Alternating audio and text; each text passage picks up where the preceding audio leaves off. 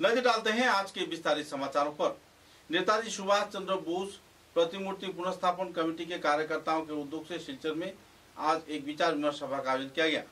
किस तरीके से आने वाले 31 अगस्त को इस कार्यक्रम को सुचारू रूप से संपन्न किया जाए, इस बात पर आलोकपात किया गया। कई परेशानियों को लेकर भी प्रवीण बुद्धिजीवियों ने इस दिन आलोकपात किया। कार्यक्रम में जाने माने व्यक्तित्व कवि, पत्रकार, साहित्यकार अतीन दास, सामयिक प्रसंग पत्रिका गोष्ठी के कर्णधार तैमूर राजा चौधरी, विधायक दीपायन चक्रवर्ती तथा दूसरे कई वरिष्ठ हस्तीगण मौजूद थे। गौरतलब है कि इस दिन के इस कार्यक्रम में पूर्त विभाग के भूतपूर्व एग्जीक्यूटिव इंजीनियर एनआर पाल व दूसरे हस्तीगण मौजूद रहकर विस्तारित तौर पर आलोकपात किए।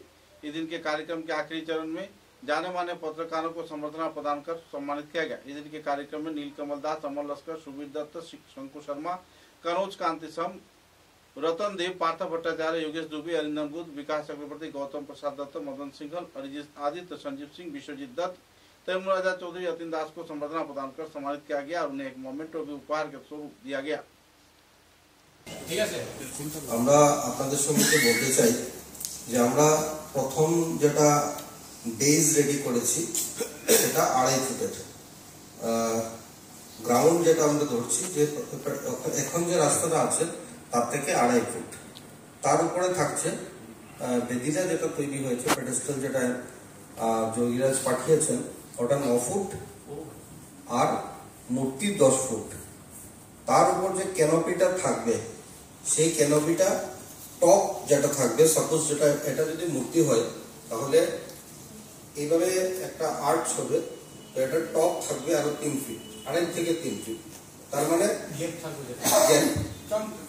মানে 24 থেকে 24.5 ফুট গ্রাউন্ড থেকে শুরু করে টপ পর্যন্ত আমরা যদি ধরি তাহলে 24 থেকে 24.5 ফুটের ভেতরে হবে, 24 থেকে 24.5 ফুটের ভেতরে। এবার রাইটস আমাদের এই উড়ালপুলের যেটা ডায়াগ্রাম সেটা করেছিলেন, সার্ভে করেছিলেন, তো রাইটসের যারা ইঞ্জিনিয়ার এখানে এসেছিলেন ওনাদের সাথে আমি আমাদের এক্সিকিউটিভ ইঞ্জিনিয়ার সহ ওনাদের সাথে বসে আমরা ডিসকাস করি। কনসালটেন্ট যিনি রয়েছেন উনি নয়ডা বাড়ি, ওনার সাথে রেগুলার বেসিসে আমার কথা হচ্ছে যে ডায়াগ্রামকে কোনোভাবে চেঞ্জ করা যায় কিনা। আগে আমাদের আপনারা জানেন যে প্যাডেস্টাল 9.5 ফিট ছিল প্রথম অবস্থায় আর মূর্তি 10.5 ফিট ছিল, এখানে 9 and 10 করা হয়েছে, 1 ফুট আরো কমানো হয়েছে। তো লেটেস্ট যেটা উনি বলেছেন কনসালটেন্ট যে 24.5 ফুট পর্যন্ত 26 ফুট পর্যন্ত ওনাদের কোনো অসুবিধা হবে না, ওনারা নতুন একটা ড্রয়িং তৈরি করে দিয়েছে। তো এটা রাইটস থেকে বলা হয়েছে, যিনি কনসালটেন্ট তৈরি করছেন উনি এটা পরিষ্কারভাবে বলে দিয়েছেন রাইটসের, ওনারা সেটা আমাকে সম্মতি দিয়েছেন যে 24.5 ফুট বা 26 ফুট পর্যন্ত আমরা সেটা করতে পারি। তাই আমরা গ্রাউন্ড থেকে এখন পর্যন্ত 24.5 ফুটে রয়েছি। আপনারা জানেন উত্তমদা, আমি আন্তরিক ধন্যবাদ জ্ঞাপন করছি যে কো-কনভেনারের দায়িত্ব নিয়ে প্রথম দিন থেকে আজকের দিন পর্যন্ত যখনই কোনো ডাকা হয়েছে উত্তমদা 1 সেকেন্ডের জন্য পরিবার বা অন্য কাজ তার অজুহাত দেখাননি। তদ্রুপ রুদ্রনারায়ণ গুপ্ত ট্রেজারার, ওনারা না আসলেই হতো, কিন্তু রুদ্রনারায়ণ গুপ্ত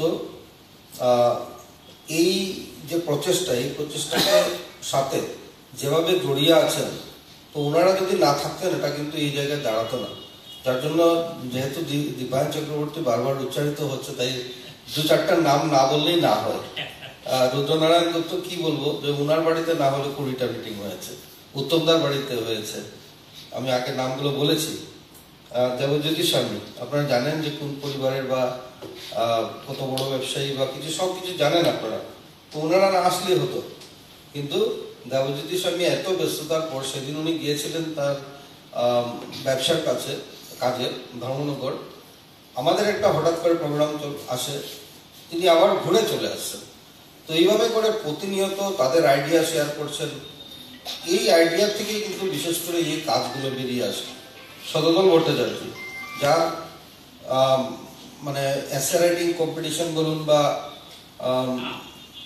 আর্ট কম্পিটিশন যেটা বলুন, এই যে আইডিয়া দেওয়ার ব্যাপারে আমরা পরবর্তীকালে আইএস বা অন্যান্যদের সাহায্য নিয়েছি, কিন্তু তার যে অবদান সেটা অবশ্যই স্বীকার করতে হবে। নিহাদার কথা আমরা বলে লাভ নেই, আমরা বারবারই বলছি যে অভিভাবক হিসাবে উনি কাজ করছেন। এখানে সঞ্জয় রায় বসে আছেন, আপনারা হয়তো জানেন অনেকেই যে উনি কাজটা করাচ্ছেন, হয়তো গভর্নমেন্ট ফান্ড আপনারা বলতে পারেন, উনি তো কন্ট্রাক্টর, কিন্তু এটার প্রতি যে মানে কি বলবো যে নিষ্ঠা, আমি লাভ লসে আমি যাচ্ছি না, আমি জানি কি হবে, অনেক টাকা হয়তো উনি পকেট থেকে দিতে হবে, এটা নিশ্চিত রয়েছে, কিন্তু লাভও যদি হয় তারপর যে নিষ্ঠা, যে সততা নিয়ে কাজ করেছেন সেটা বলার অপেক্ষা রাখে না।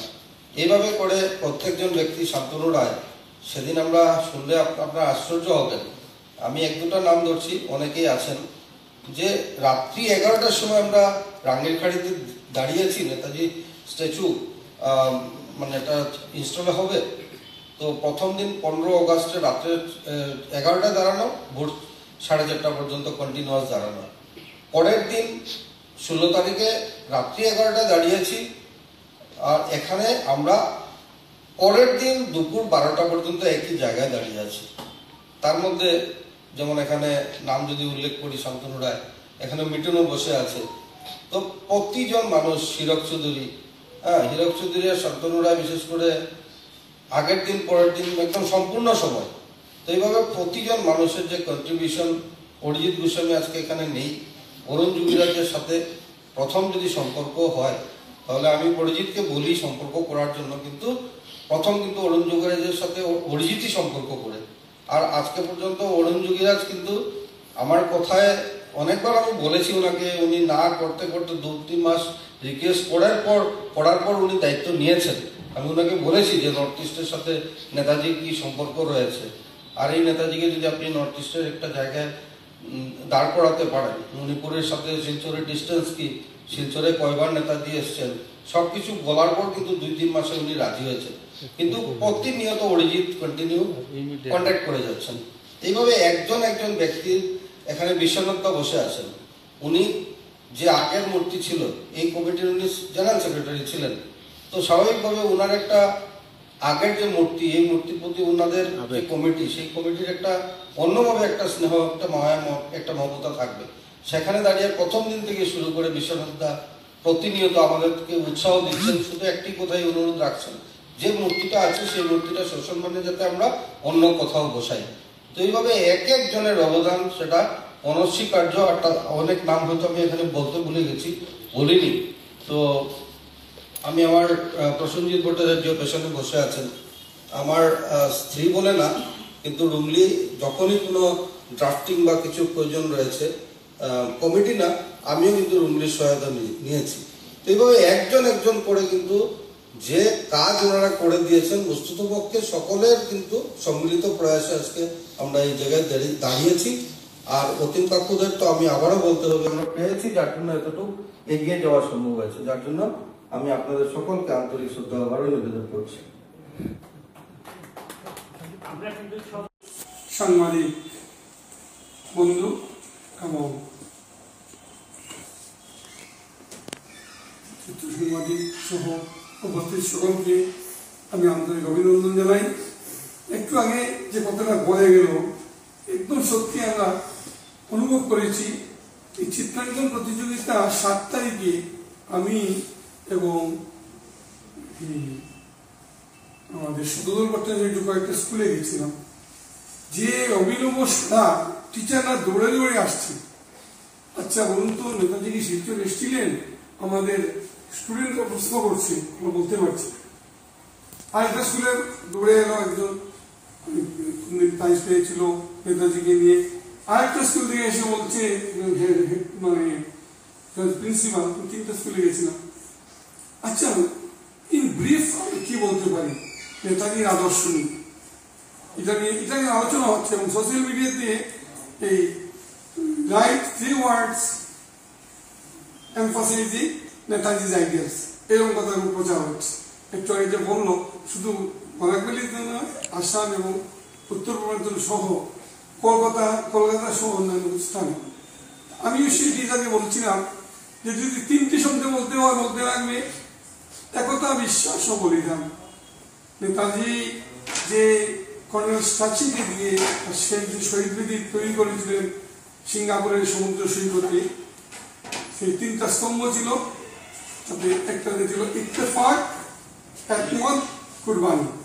এবং এই শহীদ বেদির রেপ্লিকা কলকাতা ময়দানেও আছে এবং কলকাতা নেতাজি ভবনের রিচার্জগুলোতেও আছে।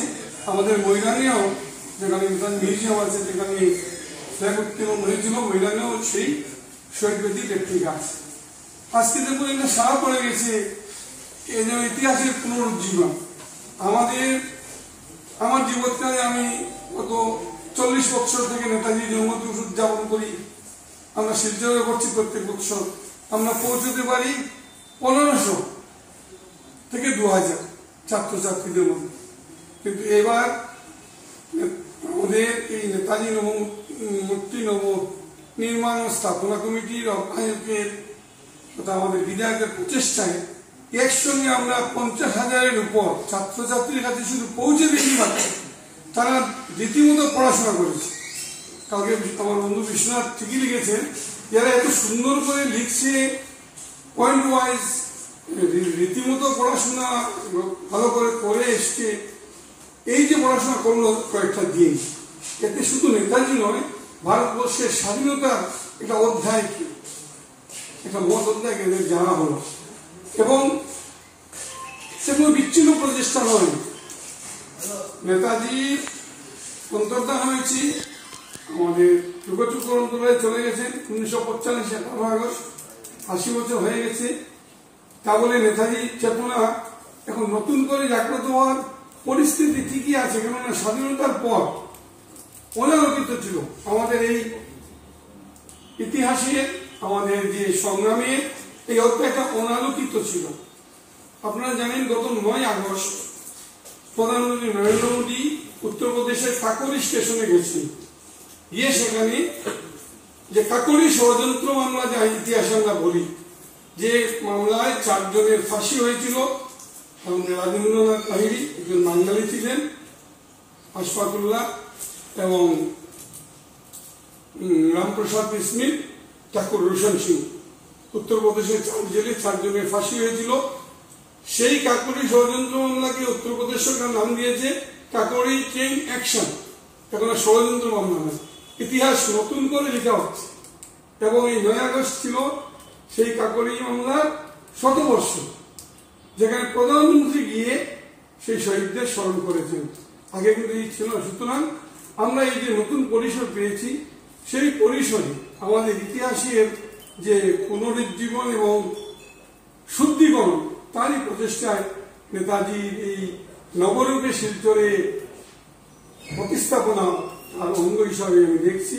আমার এই প্রচেষ্টায় আপনারা সবাই মাননীয় বিধায়কের এই প্রচেষ্টায় শুরু থেকে সহযোগিতা করে আসছেন। আজকে নিজেদের মূল্যবান সময়, গৌতম বাবু তো খুব কম সময় পান, আমি ধরে টানি